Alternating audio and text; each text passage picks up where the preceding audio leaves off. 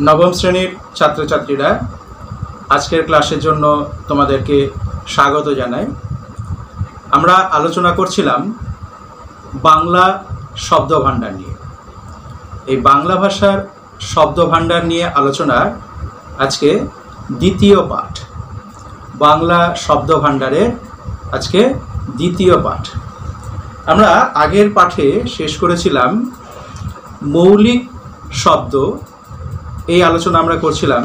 সেখানে তৎসম এবং তদ্ভব শব্দের আলোচনা আমরা শেষ করেছিলাম। তাহলে আজকে আমরা শুরু করব অর্ধ তৎসম শব্দ। অর্ধ তৎসম শব্দ। আচ্ছা, আমরা দেখেছি যে বাংলা শব্দভাণ্ডারে সংস্কৃত থেকে অবিকৃতভাবে কিছু শব্দ এসেছে, তাকে আমরা বলি তৎসম শব্দ। আবার সংস্কৃত থেকে বাংলা শব্দভাণ্ডারে আসার মাঝে প্রাকৃত স্তরের মধ্য দিয়ে কিছু পরিবর্তিত হয়ে বাংলা শব্দভাণ্ডারে শব্দ প্রবেশ করেছে, তাদেরকে আমরা কি বলি? তদ্ভব শব্দ বলা হয়। এই তদ্ভব শব্দগুলি হলো বাংলা শব্দভাণ্ডারের আদি মূলধন বা নিজস্ব শব্দ। প্রায় 60% শব্দ কিন্তু আমরা যে শব্দ ব্যবহার করি বাংলায়, তার প্রায় 60% হচ্ছে তদ্ভব শব্দ। তাহলে আজকে শুরু করব অর্ধ তৎসম শব্দ। অর্ধ তৎসম শব্দ যে সকল শব্দ সংস্কৃত থেকে সরাসরি বাংলা শব্দভাণ্ডারে এসেছে, মনে রাখবে তদ্ভবটা এসেছিল কিভাবে? প্রাকৃত স্তরের মধ্য দিয়ে পরিবর্তনের মাধ্যমে। কিন্তু এখানে কোনো স্তরের মাধ্যমে পরিবর্তন হয়নি, একেবারেই সংস্কৃত শব্দ থেকে অর্থাৎ তৎসম শব্দ থেকে একদম বাংলা শব্দভাণ্ডারে চলে এসেছে। কিন্তু বাংলা শব্দভাণ্ডারে এই শব্দগুলি আসার পরে লোকের মুখে মুখে কিছুটা বিকৃতি লাভ করেছে। তাহলে সংস্কৃত থেকে সরাসরি বাংলা শব্দভাণ্ডারে এসেছে এবং বাংলা শব্দভাণ্ডারে আসার পরে লোকমুখে এই শব্দগুলি বিকৃতি লাভ করেছে। এই শব্দগুলি হচ্ছে অর্ধ তৎসম শব্দ। মনে রাখতে হবে, এই অর্ধ তৎসম শব্দকে ভগ্ন তৎসম শব্দ বলা হয়। তাহলে কি বললাম?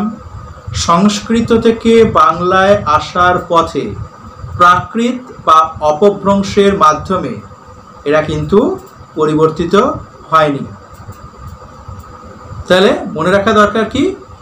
যে তৎসম শব্দ অবিকৃত ভাবে অর্থাৎ সংস্কৃত থেকে অবিকৃতভাবে বাংলায় এসেছে, এরপরে লোকমুখে পরিবর্তিত হয়েছে।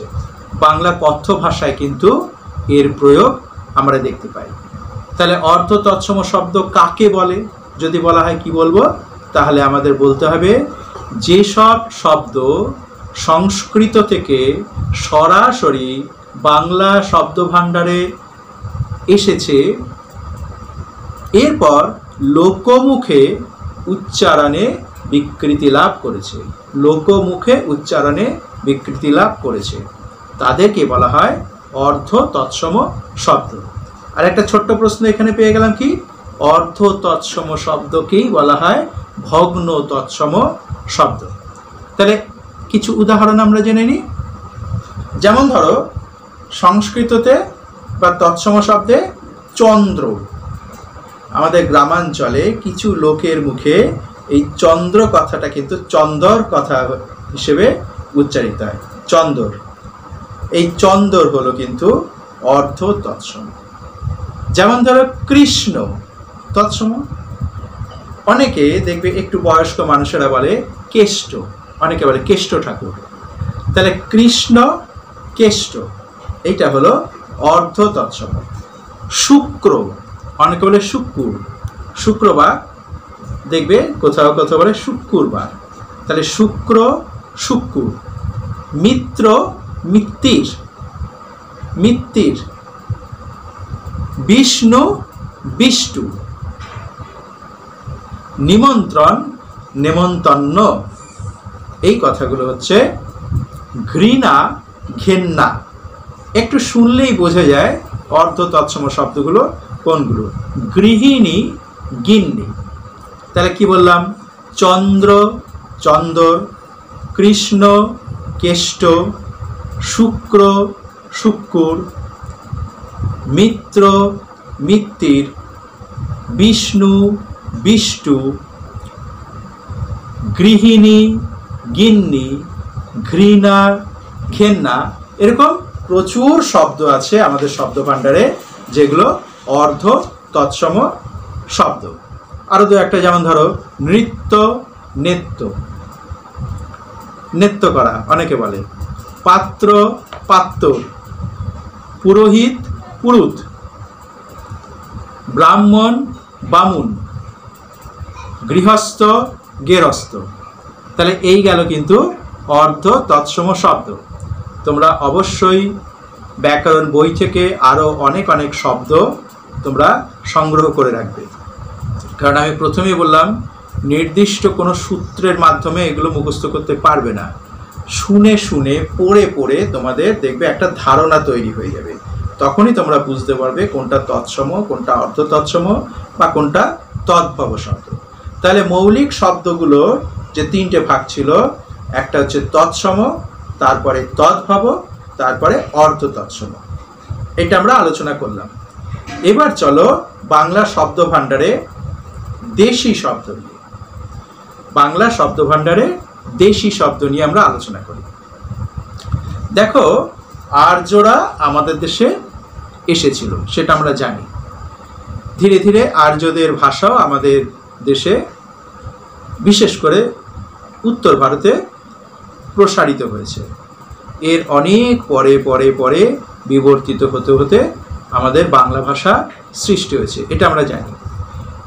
কিন্তু আর্যদের আসার আগে থেকেই আমাদের এই বাংলায় কিছু ভাষা প্রচলিত ছিল।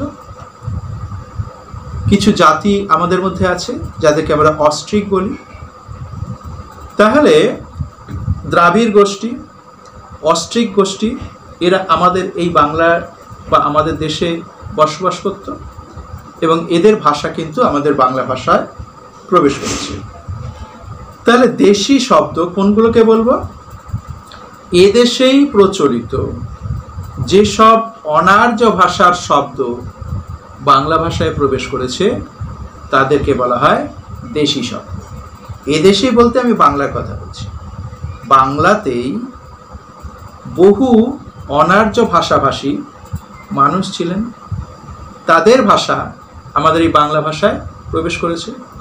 তাহলে এদেশে অর্থাৎ বাংলায় প্রচলিত যেসব অনার্য ভাষার শব্দ কালক্রমে বাংলা ভাষায় প্রবেশ করেছে তাদেরকে বলা হয় দেশি শব্দ। এবার দেশি শব্দ কিন্তু মূলত তিন প্রকার। মূলত দেশি শব্দকে আমরা তিন ভাবে আলোচনা করতে পারি: দ্রাবিড় শব্দ, অস্ট্রিক শব্দ এবং অজ্ঞাতমূল শব্দ। দ্রাবিড় গোষ্ঠীর শব্দ, অস্ট্রিক গোষ্ঠীর শব্দ এবং অজ্ঞাতমূল শব্দ।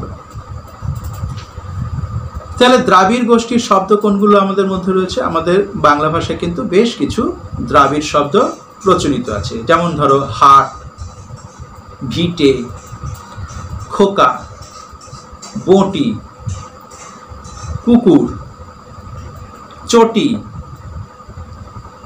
পেট, মোটা, পাট, কানা, জল, বোঝা, পোকা, লাঠি। এরকম প্রচুর শব্দ কিন্তু বাংলা শব্দ ভাণ্ডারে রয়েছে যেগুলো দ্রাবিড় শব্দ।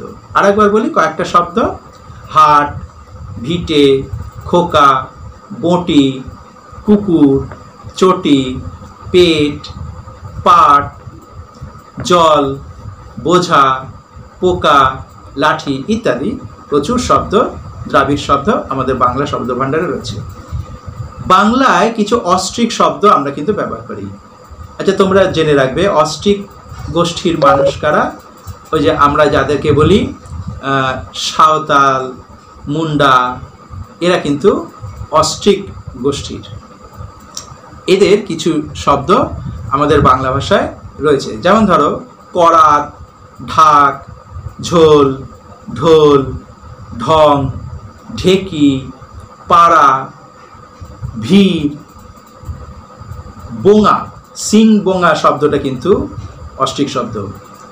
বোঙা, ডাব, ট্যাংরা, ঠ্যাঙা ইত্যাদি বেশ কিছু শব্দ কিন্তু আমাদের এখানে রয়েছে, যেগুলো এই অস্ট্রিক শব্দের মধ্যে পড়ে।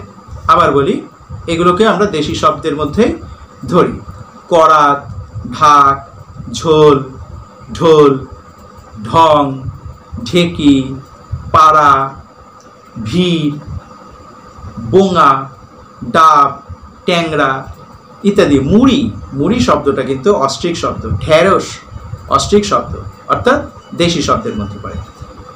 আর কিছু দেশি শব্দের মধ্যে আমরা বলছি অজ্ঞাতমূল শব্দ। এই অজ্ঞাতমূল শব্দ কি? আসলে যে শব্দের মূলটা এখনো পর্যন্ত আমরা ধরতে পারিনি, কিন্তু বাংলা ভাষায় সেই শব্দের ব্যবহারগুলো রয়েছে। সেই শব্দগুলি হচ্ছে অজ্ঞাতমূল শব্দ। বাংলা শব্দ ভাণ্ডারে কিছু শব্দ আছে যাদের উৎস সংস্কৃত বা বিদেশি ভাষায়ও পাওয়া যাচ্ছে না। উৎসটা কোথায় সেটা কিন্তু আমরা বুঝতে পারছি না। সেই সব শব্দকেই অজ্ঞাতমূল শব্দ বলা হচ্ছে। যেমন ধরো খোপা, খোঁজ, কুলা, ঝাঁটা, ডানা, চুপ, কচি, ছেঁড়া, ডিঙি, ঘুড়ি, আড্ডা। এই ধরনের বেশ কিছু শব্দ আছে যে শব্দগুলির মূল কিন্তু আমরা এখনো ধরতে পারছি না। আবার বলি অজ্ঞাতমূল শব্দ, কয়েকটি উদাহরণ: খোঁপা, খোঁজ, কুলা, ঝাঁটা, ডানা, চুপ, কচি, ছেঁড়া, ডিঙি, ঘুড়ি ইত্যাদি। তাহলে দেশি শব্দের মধ্যে আমরা দ্রাবিড় শব্দ পাচ্ছি, অস্ট্রিক শব্দ পাচ্ছি, অজ্ঞাতমূল কিছু শব্দ পাচ্ছি। এবার আসি আগন্তুক শব্দ। আগন্তুক শব্দ অর্থাৎ বাংলার মূল শব্দ নয়, এগুলো বাইরে থেকে এসেছে। কীরকম? বাংলা শব্দ ভাণ্ডারে ব্যবহৃত আগন্তুক শব্দগুলি হয় এদেশের বাইরে অন্য কোনো ভাষা থেকে এসেছে, অথবা ভারতেরই বিভিন্ন প্রদেশের যে ভাষা সেই ভাষা থেকে এসেছে, প্রাদেশিক ভাষা যাকে বলা হয়। তাই আগন্তুক শব্দকে দুটি শ্রেণীতে ভাগ করে আমাদের আলোচনা করতে হচ্ছে। কি কি? একটা হচ্ছে বিদেশি শব্দ আর একটা হচ্ছে প্রতিবেশী শব্দ। প্রতিবেশী শব্দ কি? আমাদের দেশেই সেটা প্রচলিত, দেশ বলতে ভারতবর্ষ। বিদেশি শব্দ, বিভিন্ন সময় অনেক বিদেশি জাতি আমাদের এদেশে এসেছে, যার ফলে আমাদের শব্দ ভাণ্ডারে প্রচুর বিদেশি শব্দ কিন্তু প্রবেশ করেছে। এই বিদেশি শব্দের মধ্যে ধরো ফার্সি শব্দ, আরবি শব্দ, পর্তুগিজ শব্দ, ইংরেজি শব্দ, গ্রিক, ফরাসি ইত্যাদি, জাপানি, চাইনিজ শব্দ, এগুলো কিন্তু বিদেশি শব্দের মধ্যে পড়ছে। আর প্রতিবেশী শব্দ অর্থাৎ আমাদের প্রতিবেশী রাজ্যের যে শব্দ, কিছু গুজরাটি শব্দ, হিন্দি শব্দ, তামিল, তেলেগু শব্দ, এগুলো হচ্ছে প্রতিবেশী শব্দ। তাহলে বিদেশি শব্দ কিন্তু প্রচুর, বাংলা ভাষায় প্রচুর বিদেশি শব্দ ব্যবহৃত হয়। তার মধ্যে বেশিরভাগই হচ্ছে আরবি ফার্সি শব্দ, কারণ একটা সময় ভারতবর্ষে মুসলিম শাসকেরা রাজত্ব করতেন। তার ফলে সেই সূত্র ধরে প্রচুর আরবি ফার্সি শব্দ ভারতবর্ষে আমাদের বাংলায়, বাংলা শব্দ ভাণ্ডারে প্রবেশ করেছে। যেমন ধরো কয়েকটি, আমি গুটি কতক শব্দ বলি। ফার্সি শব্দ বাংলা শব্দ ভাণ্ডারে প্রায় 2500 ফার্সি শব্দ আছে, কম বেশি, সংখ্যাটা তো একদম নির্দিষ্ট হয় না। এদের মধ্যে দেখো আইন, অন্দর, অজুহাত, আল্লাহ, আজাদ, আপোষ, আমির, আদমশুমারি, হজম, হাজার, এরকম প্রচুর শব্দ। বললাম প্রায় 2500 শব্দ কিন্তু ফার্সি শব্দ আমাদের এখানে আছে। এবার আসি আরবি শব্দ। ফার্সি শব্দের মধ্যে দিয়ে কিন্তু বাংলা শব্দ ভাণ্ডারে আরবি শব্দেরও প্রবেশ করেছে। যেমন কিছু আরবি শব্দের নাম বলি: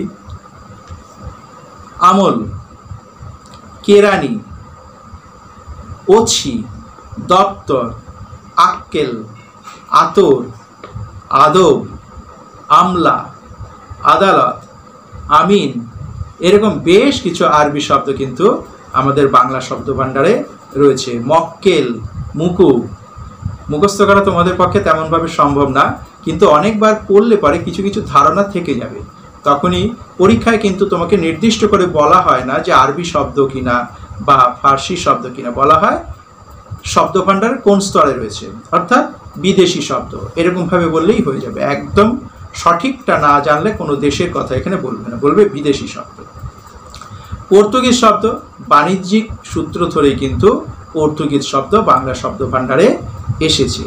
যেমন ধরো আতা, শতাধিক পর্তুগিজ শব্দ কিন্তু বাংলা শব্দ ভাণ্ডারে আছে। আনারস, আলপিন, আলকাত্রা, আলমারি, বাসন, বালতি, জানালা, মিস্ত্রি, পাউরুটি, পেয়ারা, এইগুলো কিন্তু পর্তুগিজ শব্দ। এরকম প্রচুর শব্দ, প্রায় শতাধিক পর্তুগিজ শব্দ কিন্তু আমাদের দেশে আছে, আমাদের বাংলায় আছে। এরপরে ইংরেজ যখন আমাদের দেশে আসে, ইংরেজি ভাষা শিক্ষার সঙ্গে সঙ্গে আমাদের বাংলা ভাষায় কিন্তু প্রচুর ইংরেজি শব্দ প্রবেশ করেছে। যেমন দেখো, বলো না যে television, fan, chair, table, pen, এগুলো তো ইংরেজি শব্দ, কিন্তু বাংলা শব্দ ভাণ্ডারে বাংলাতেও কিন্তু আমরা এগুলো ব্যবহার করছি। ডাক্তার, অফিস, গ্লাস, কাপ, এরকম প্রচুর শব্দ কিন্তু আমরা বাংলায় ব্যবহার করছি, যেগুলো ইংরেজি শব্দ। ফরাসি শব্দ কয়েকটা বলি, যেমন কার্তুজ, রেস্তোরাঁ, কাফে, আতাত কথাটা খুব ব্যবহার করি, রেনেসা, বুর্জোয়া, এগুলো ফরাসি শব্দ। নাৎসি, কিন্ডারগার্টেন, এটা কিন্তু জার্মান শব্দ। Nazi, kindergarten. ওলন্দাজ শব্দ দু একটা, যেমন ধরো স্ক্রুপ আমরা বলি, হরতন, তুরু, রুইতন, ওই তাস খেলায় যারা রুইতন, হরতন, এগুলো আছে সেখানে। স্পেনীয় শব্দ ডেঙ্গু, তামাক, সিগারেট, স্পেনীয় শব্দ। জাপানিজ শব্দ পিয়ানো, মিকাডো, রিক্সা, সুনামি, জাপানি শব্দ। দু একটা বর্মী শব্দ, লুঙ্গি, এটি কিন্তু বর্মী শব্দ। লামা শব্দটা তিব্বতী শব্দ। চা, চাইনিজ শব্দ, চা কিন্তু চাইনিজ। এবার প্রতিবেশী শব্দের কয়েকটা উদাহরণ তোমাদের জেনে রাখা দরকার। প্রতিবেশী শব্দ কোনগুলো? ভারতবর্ষের মধ্যেই বাংলার প্রতিবেশী যে রাজ্যগুলো আছে তাদের শব্দ আমাদের বাংলা ভাষায় এসেছে। যেমন ধরো তেলেগু শব্দ প্যান্ডেল, পাঞ্জাবি শব্দ শিখ, চাহিদা, তামিল শব্দ চুরুট, পিলে, ঘোড়া, এগুলো তামিল শব্দ। মারাঠি শব্দ চৌথ, বর্গি। গুজরাটি শব্দ চরকা, হরতাল, খাদি। হিন্দি শব্দ আমাদের পশ্চিম ভারতে বিশেষ করে এবং উত্তর ভারতেও কিন্তু হিন্দি শব্দের প্রচলন রয়েছে। চাপাটি, জিলিপি, ঝুটা, কচুরি, চাপকান, চৌখস, এগুলো হচ্ছে কাহিনী, পানি, এগুলো হিন্দি শব্দ। তাহলে এই গেল বাংলা শব্দ ভাণ্ডারের শব্দগুলো। এইবার দেখো কিছু মিশ্র শব্দ রয়েছে, অর্থাৎ এক ভাষার শব্দের সঙ্গে অন্য ভাষার শব্দ অথবা উপসর্গ বা প্রত্যয় যুক্ত করে নতুন কিছু শব্দ গঠিত হয়। সেই শব্দগুলোকে বলা হয় মিশ্র শব্দ। অর্থাৎ অর্থাৎ একাধিক শব্দের সংমিশ্রণে যে শব্দ তাকে বলা হয় মিশ্র শব্দ বা সংকর শব্দ। একাধিক শব্দের সংমিশ্রণে, সেটা দেশি বিদেশি শব্দ হতে পারে, দুটো বিদেশি শব্দ হতে পারে, দুটো দেশি শব্দ হতে পারে, অথবা শব্দের সঙ্গে নতুন প্রত্যয় যুক্ত হয়ে শব্দ হতে পারে। এইগুলো হচ্ছে কিন্তু মিশ্র শব্দ। যেমন ধরো লজ্জা সরম, লজ্জা তৎসম শব্দ, সরম বিদেশি শব্দ, দুটো মিলে হলো লজ্জা সরম। আবার দেখো স্কুল শিক্ষক, স্কুল বিদেশি শব্দ, শিক্ষক তৎসম শব্দ, স্কুল শিক্ষক, হেড পণ্ডিত, বিদেশি আর তৎসম শব্দ। এবার বিদেশি প্রত্যয় যুক্ত হচ্ছে বিদেশি শব্দের সঙ্গে, হিন্দু যোগ সংস্কৃত ত, হিন্দুত্ব। এবার দেখো ভিটে মাটি, ভিটে হচ্ছে দেশি শব্দ, মাটি হচ্ছে তদ্ভব শব্দ, অর্থাৎ দুটো আলাদা আলাদা শব্দ। বামুনগিরি, বামুন আর গিরিটা হচ্ছে প্রত্যয়, তাহলে বামুনগিরি বিদেশি প্রত্যয়। এটা গিন্নি পনা, পনা বাংলা প্রত্যয়, গিন্নি এটা হচ্ছে গৃহিণী থেকে গিন্নি, অর্থাৎ অর্ধ তৎসম, তার সঙ্গে পনা। জোর কলম শব্দ, দুটি শব্দেরই কিছুটা অংশ বাদ দিয়ে কিছুটা নিয়ে যে শব্দ তৈরি হচ্ছে সেটা হচ্ছে জোর কলম শব্দ। আচ্ছা, মিশ্র শব্দতে কিন্তু কোনো বাদ ছিল না, দুটো শব্দই সম্পূর্ণভাবে জোড়া লাগছিল। কিন্তু জোর কলম, কলম করা তোমরা শুনেছ গাছের ক্ষেত্রে, দুটি শব্দের কিছুটা কিছুটা বাদ দিয়ে কিছুটা কিছুটা নিয়ে যে শব্দ তৈরি হচ্ছে, অর্থাৎ জোড়া লাগানো হচ্ছে, সেটা হচ্ছে কলম করা হচ্ছে, সেটা হচ্ছে জোর কলম শব্দ।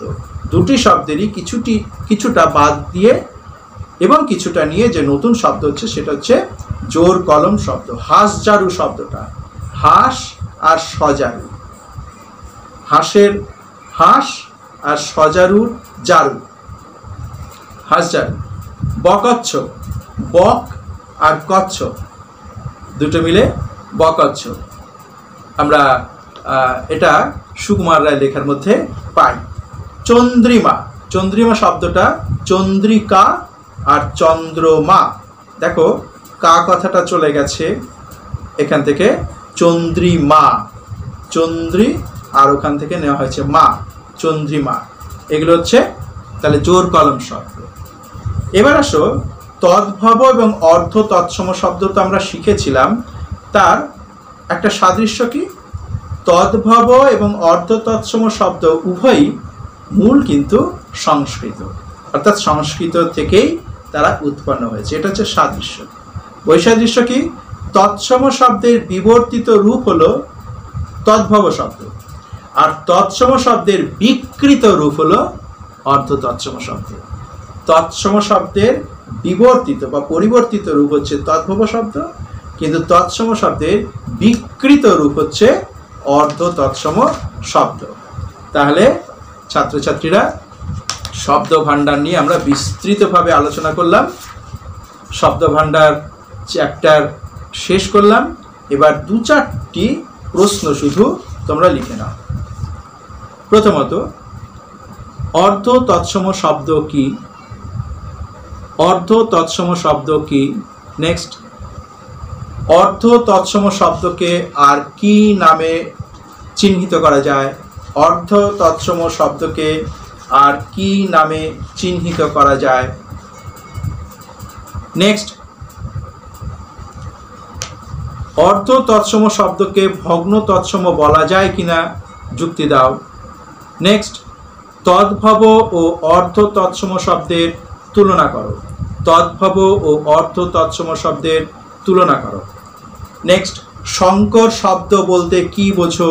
উদাহরণের সাহায্যে বুঝিয়ে দাও। সংকর শব্দ বলতে কি বোঝো? উদাহরণের সাহায্যে বুঝিয়ে দাও। নেক্সট, আগন্তুক শব্দ কাকে বলে? উদাহরণের সাহায্যে বুঝিয়ে দাও। আগন্তুক শব্দ কাকে বলে? উদাহরণের সাহায্যে বুঝিয়ে দাও। নেক্সট,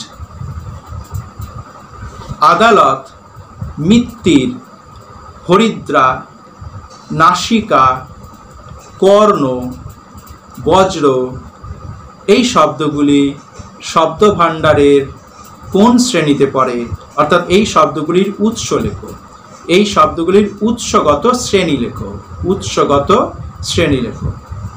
তাহলে শব্দ ভাণ্ডার আজকে ছিল দ্বিতীয় পাঠ, দ্বিতীয় পাঠ শেষ করলাম, অর্থাৎ শব্দ ভাণ্ডার, বাংলা শব্দ ভাণ্ডারের আলোচনা আমরা শেষ করলাম।